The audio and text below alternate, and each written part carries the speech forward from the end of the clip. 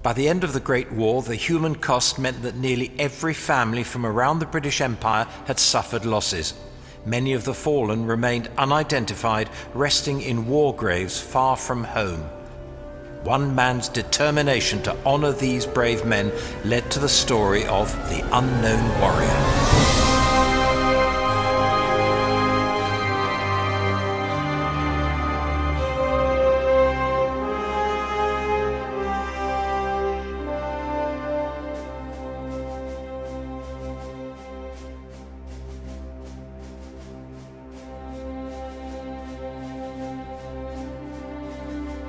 In 1916, Reverend David Railton, while serving as an army chaplain on the Western Front, had seen a small wooden cross marking a grave with the words, "An unknown British soldier." He later wrote, "How that grave caused me to think. I thought and thought, what can I do to ease the pain of father, mother, brother, sister, sweetheart, wife and friend? Quietly and gradually there came out of the mist of thought this answer, clear and strong.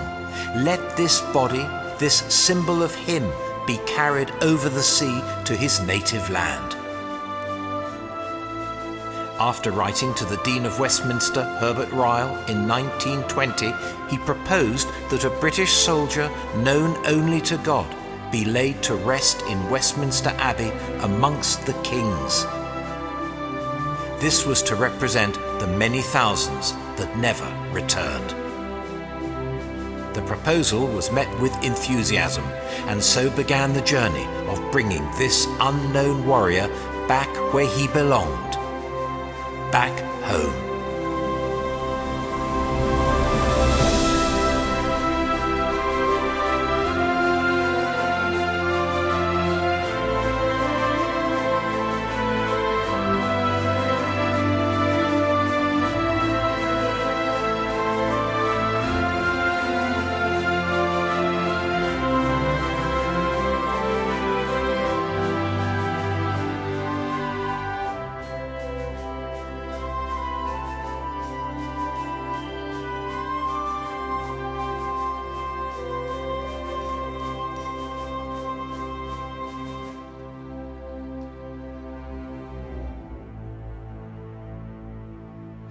On the evening of the 7th of November 1920, the remains of 4 unidentified soldiers, one from each of the 4 main battlefields, were placed in the chapel at Saint-Paul-sur-Ternoise, near Arras in France.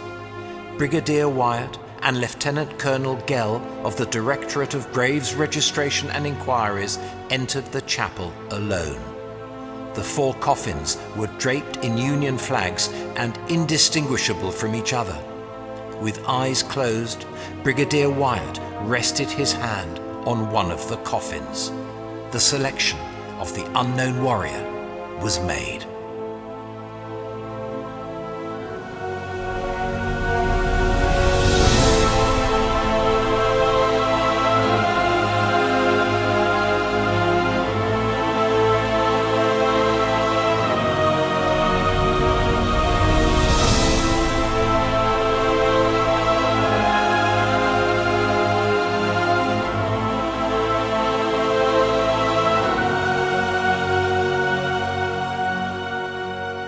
The coffin stayed at the chapel overnight, and on the afternoon of the 8th of November, it was transferred to the medieval castle within the ancient citadel at Boulogne.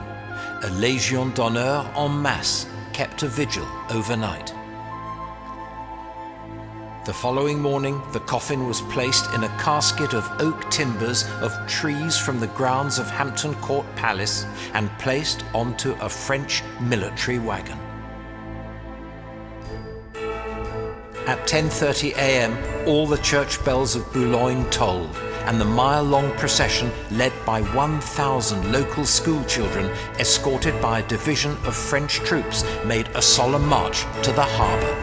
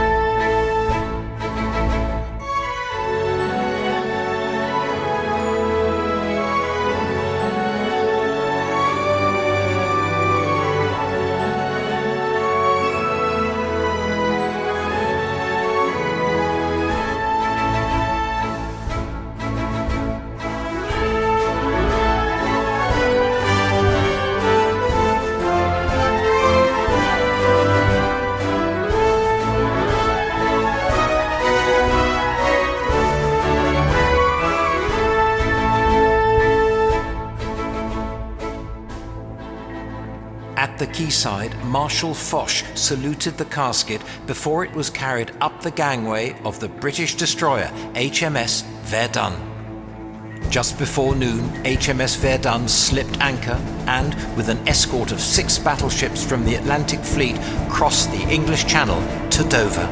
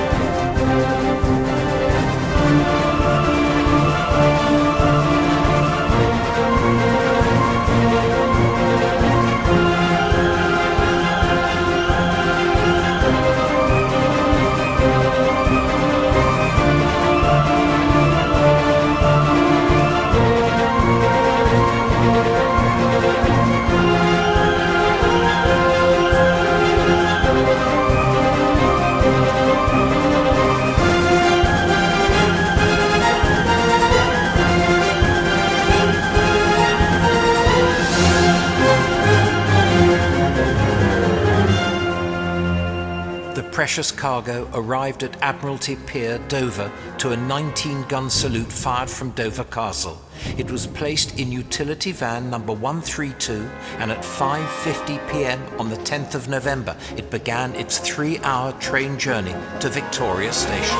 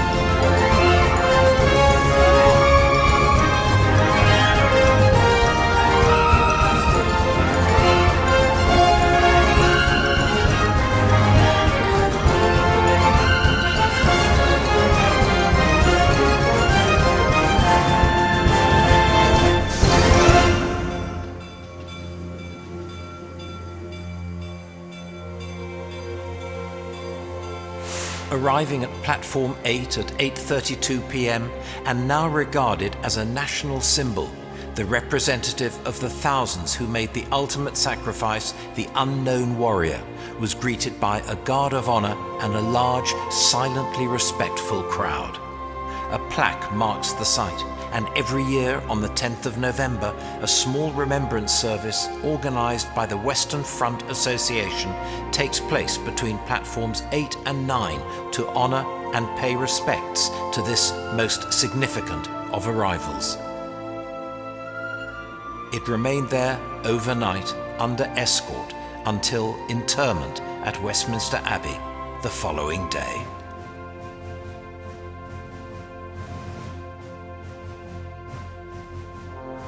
On the morning of the 11th of November, the coffin was placed on a gun carriage drawn by 6 black horses from the Royal Horse Artillery. Huge crowds had gathered as the carriage travelled between lines of troops, their heads bowed and rifles reversed, for the short journey from Victoria Station to Westminster Abbey.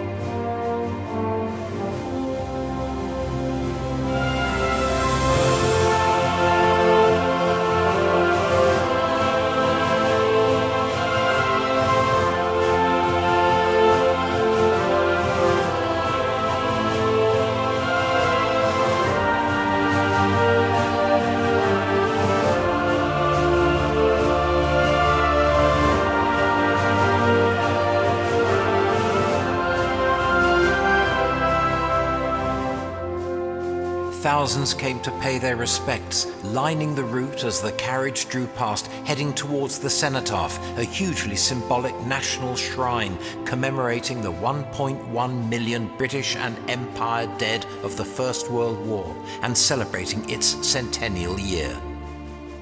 Representing an empty tomb, it immediately caught the public imagination, becoming a powerful focus for the grief of a nation and to honor the fallen, the glorious dead. Over 1 million people visited in the first week, and as Big Ben chimed 11 o'clock, a 2-minute silence fell throughout the capital, throughout the land, across the empire and on the seas, before the cenotaph was unveiled after the haunting notes of the last post rang out.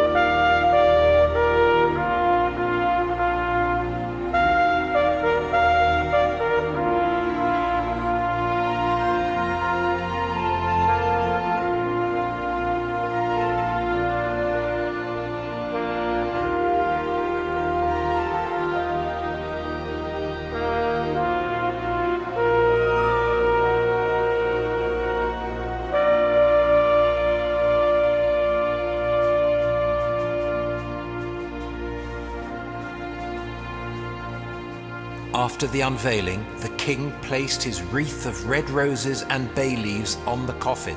His card read, "In proud memory of those warriors who died unknown in the Great War, unknown and yet well known, as dying, and behold, they live."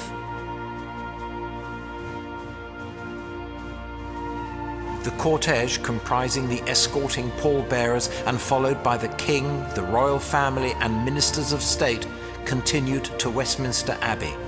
Arriving at the north door of the Abbey, it was flanked by a guard of honor of 100 recipients of the nation's highest military honor, the Victoria Cross.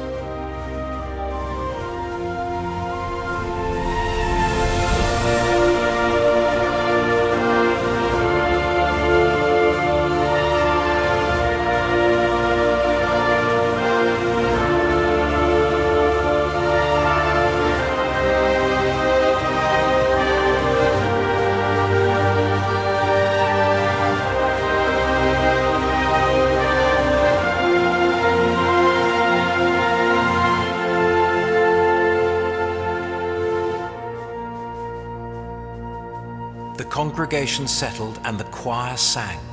100 women selected from the 15,000 who had lost a husband and one or more sons, bereft with emotion, took their place, and as the dean began to conduct the service, cries of mourning echoed around the abbey. The procession made its way to the grave, carefully removing the wreath, sidearms and helmet and the Union flag, and lowered the coffin into the grave. After the Lord's Prayer, the hymn "Abide with Me" was sung with spirit and heartfelt emotion as the burial service came to a close. Servicemen from the armed forces stood guard as tens of thousands of mourners on a scale never seen before filed silently past the unknown warrior to pay their respects.